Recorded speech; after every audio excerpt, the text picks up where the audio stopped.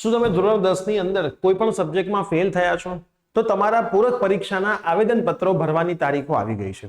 કઈ તારીખથી કઈ તારીખ સુધી તમે પૂરક પરીક્ષાના આવેદનપત્રો ભરી શકશો અને તમારે ક્યાંથી ભરવાના છે ને કેટલા વિષયમાં ફેલ હોય તો ભરી શકશો, એની બધી જ માહિતી હું તમને આજના વિડીયોની અંદર આપવાનો છું. તો યસ દોસ્તો, મારું નામ છે પ્રિયેશ પટેલ. તમારું બધાનું હાર્દિક સ્વાગત છે પ્રિયેશ વિદ્યાપીઠ યુટ્યુબ ચેનલની ઉપર. જો ચેનલ ઉપર નવા હોય તો ચેનલને જરૂર સબસ્ક્રાઇબ કરજો, જેથી તમને આવનારા 11 અને 12 સાયન્સમાં જો તમે એડમિશન લેશો તો આપણી ચેનલ તમને તમારી આ 11-12 ની જર્ની અને આગળ એન્જિનિયરિંગ અને મેડિકલની જર્નીમાં ખૂબ જ ઉપયોગી થવાની છે. હવે આપણે બોર્ડની વેબસાઇટ ઉપર જઈશું તો બોર્ડની વેબસાઇટ ઉપર સર્ક્યુલર છે અખબારી ધોરણ 10 SSC ની પૂરક પરીક્ષા 2024 માટે આવેદન કરવા બાબતે. તો આ રહ્યું એનું સર્ક્યુલર.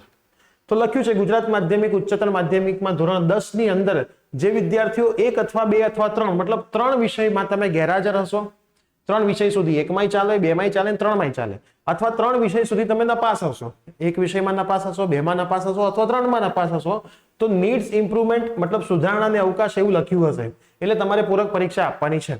પૂરક પરીક્ષાનું આવેદન શાળાઓએ બોર્ડની વેબસાઇટથી ભરવાનું છે, તમારે ભરવાનું નથી. શાળાઓએ બોર્ડની વેબસાઇટ પરથી ભરવાનું છે. એની ફીસ પણ ઓનલાઈન મોકલવાની છે, ઓફલાઈન કશું જ મોકલવાનું નથી. 15/5 થી ચાલુ થઈ ગયું છે, 22/5 સુધી થશે. મતલબ જેટલા પણ વિદ્યાર્થીઓને આ પૂરક પરીક્ષા આપવાની હોય, 1, 2 કે 3 વિષયમાં ફેલ હોય, 1, 2 કે 3 વિષયમાં એબસેન્ટ હોય, તો તમારે 22 તારીખ સુધીમાં તમારી સ્કૂલથી આ ફોર્મ ભરી દેવાના છે. જે વિદ્યાર્થીઓ માર્ચની પરીક્ષામાં 1, 2, 3 વિષયમાં અનુત્તીર્ણ છે અથવા તો સ્ટાન્ડર્ડ ગણિતનો સમાવેશ થયેલો છે તેવા ઉમેદવારો ઓનલાઈન આવેદન ભરવાની પ્રક્રિયા દરમિયાન ગણિત વિષયની પસંદગી બદલી શકે છે. જો આમાં લખેલું છે તમે સ્ટાન્ડર્ડ ગણિતમાં હતા, ફેલ થયા છો, તો તમે તમારું સ્ટાન્ડર્ડ ગણિતની પસંદગી બદલીને સ્ટાન્ડર્ડની જગ્યાએ બેઝિક ગણિત કરી શકશો. બરાબર, સ્ટાન્ડર્ડમાં તમને લાગે પાસ નથી થઈ શકતા તો બેઝિક ગણિત કરી શકશો. જે વિદ્યાર્થીઓએ બેઝિક ગણિત સાથે ઉત્તીર્ણ થયા હોય, ધોરણ 11માં A અને AB ગ્રુપમાં પ્રવેશ મેળવવા ઈચ્છુક હોય તે વિદ્યાર્થીઓ શાળામાંથી 10 ની 2024 આવેદનપત્ર ભરેલ હોય તે સ્ટાન્ડર્ડ ગણિતની પણ પરીક્ષાનું ફોર્મ ભરી શકે છે. બેઝિક આપેલી હોય, સ્ટાન્ડર્ડ આપવી હોય તો પણ તમે આપી શકશો. સ્ટાન્ડર્ડ આપેલી હોય, બેઝિક કરવી હોય તો પણ તમે કરી શકશો. કન્યા અને દિવ્યાંગને કોઈ પણ ફી લેવામાં આવતી નથી. વિદ્યાર્થીઓ માટે ફી લેવાશે પણ રજીસ્ટ્રેશન કમ્પલસરી કરવાનું છે.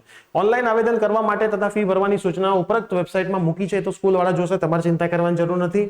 સંસ્કૃત પ્રથમાના 1 અથવા 2 અથવા 3 વિષયમાં એબસેન્ટ અથવા તો ફેલ વિદ્યાર્થીઓ માટે આવેદન ઓફલાઈન કરવાનું રહેશે. સંસ્કૃત પ્રથમાની શાળાઓએ વિદ્યાર્થીને સહી કરેલ યાદી અને ફીની રકમનો ડીડી બોર્ડની ખાતેનો ચેક મોકલી આપવાનો રહેશે. તો ખાસ ધ્યાન રાખજો, બેઝિક વાળા સ્ટાન્ડર્ડ વાળા બેઝિકની એક્ઝામ આપી શકે છે. સ્ટાન્ડર્ડ મેથ્સ હશે તો તમે એ ગ્રુપ લઈ શકશો, બેઝિક હશે તો તમારે બી ગ્રુપમાં જવું પડશે. બંને આપ્યા હશે તો તમે AB માંથી ગમે તે ગ્રુપ ચોઈસ કરી શકશો. તો ખાસ ધ્યાનમાં રાખજો, 22 તારીખ છેલ્લી છે. સ્કૂલમાંથી તમારે તમારા ફોર્મ ભરવાના છે. તો આ વિડીયો તમારા બધા 10મા ધોરણના મિત્રોને જરૂરથી શેર કરી દેજો. ચેનલ પર નવા આવે તો સબસ્ક્રાઇબ કરી દેજો. મળીશું આવી જ કોઈ નવી અપડેટ સાથે. Till then by, take care.